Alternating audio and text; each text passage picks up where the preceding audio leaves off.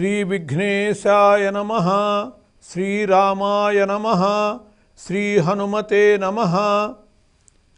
భక్తి ప్రేక్షకులకు స్వాగతం.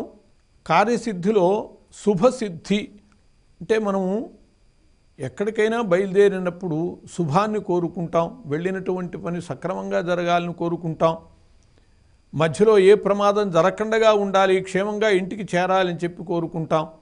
ధర్మం సంకట స్థితిలో పడ్డప్పుడు అకాల మరణాలు, ప్రమాదాలు పెచ్చు పెరుగుతాయి అనేటటువంటిది ఇప్పుడు మనం కళ్ళ ముందు చూస్తున్నాం. అటువంటి పరిస్థితుల్లో కొన్ని జాగ్రత్తలు తీసుకునేటట్లయితే మనకి శుభసిద్ధి ఏర్పడి క్షేమంగా తిరిగి రావటం, మనం అనుకున్నటువంటి పనులు నెరవేరటం జరుగుతుంది అని చెప్పి పెద్దలు చెప్పారు. సువాసిని ఎదురు వస్తే అది శుభప్రదమైనటువంటి శకునము. దానివల్ల అనుకున్నటువంటి కార్యాన్ని పూర్తి చేసుకుని క్షేమంగా ఇంటికి వస్తాం. సువాసిని అంటే ముత్తైదు. ఒక్కొక్కప్పుడు ప్రయాణానికి బయలుదేరే ముందు ఇంట్లో వాళ్ళనే ముత్తైదువుల్ని ఎదురు రమ్మని చెప్పి శకునం చేసుకుంటూ ఉంటారు. శకునము తనంతా వచ్చినప్పుడు పూర్తి ఫలితాన్ని ఇస్తుంది. మరి ఇలాంటిది ఎందుకు చేస్తారు పెద్దవాళ్ళు అంటే, అనుకోకుండా చెడు శకునం అయితే ఆ ప్రమాదం లేకుండా ఉండటం కోసమని కొంత నయం అని చెప్పి ఈ విధంగా ఆచరిస్తూ ఉంటారు. అదైనా నయమే. మొత్తానికి మంచి శకునంతో బయలుదేరితే అది శ్రేయస్కరంగా ఉంటుంది. ఇది అనుభవంలో ఉన్న విషయం కూడా. బయలుదేరంగానే ఎవరైనా ఆపారంటే, వెనక్కి వచ్చామంటే ఖచ్చితంగా అనుకున్నటువంటి పని భంగపడుతుంది. అలా ప్రయాణానికి బయలుదేరినటువంటి వాళ్ళని ఎక్కడికి అని చెప్పి అడగటము, వెనక్కి పిలవటము, ఆగు అంటూ ఉంటారు బయలుదేరినటువంటి వాళ్ళని. ఇది మంచిది కాదు. అలాగే ఇద్దరు బ్రాహ్మణులు ఎదురైతే మంచిది, ఒకళ్ళు ఎదురవటం మంచిది కాదు.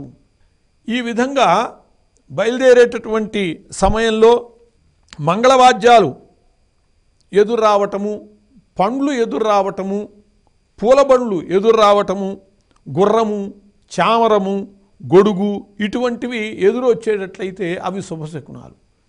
అవి స్వయంగా రావు కదా, అంటే అవి తీసుకుని వచ్చేటటువంటి వ్యక్తులు ఎదురైతే అది శుభశకునమే.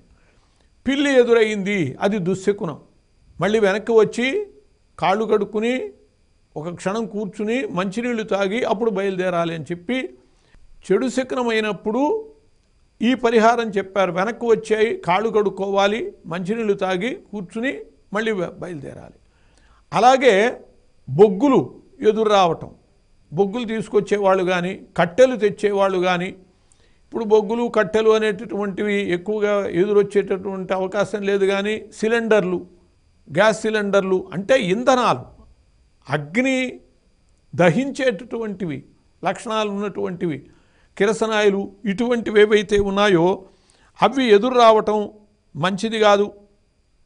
ఏనుగు, పూర్ణ కుంభము, పాలు, వధూవరులు, తేనె, శంఖము, పెరుగు, ఘంటారావము, జయజయధ్వనులు వినపడటం. బయలుదేరంగానే ఏదైనా జయజయధ్వనులు ఏ కారణంగా వినపడ్డా, లేదు ఘంటారావం అనుకోకుండా అంటే నేను బయలుదేరుతున్నాను రా గంట కొట్టరా అని చెప్పి కొట్టించుకుని బయలుదేరటం కాదు. అనుకోకుండా మనకి మంగళవాద్యం వినపడటము, ఘంటారావం వినపడటము ఇవన్నీ కూడా శుభసూచకాలు. చల్లని పిల్లవాయువు వీచటం అది కూడా శుభసూచకమే. ఇలాంటి శుభసూచకాలని మనం గమనించినప్పుడు మళ్ళీ వెనక్కి తిరగకుండా ముందుకు వెళ్ళి కార్యం చక్కబెట్టుకోవటము, దుశ్శకునాలు కనపడ్డప్పుడు వాటికి పరిహారం చేసుకుని వెనక్కి వచ్చి మళ్ళీ వెళ్ళటం, ఈ రకంగా చేయటం ద్వారా మనము శుభసిద్ధి పొందుతాము. దానికోసమే పెద్దలు చెప్పినటువంటి మార్గాలు ఇవి. స్వస్తి.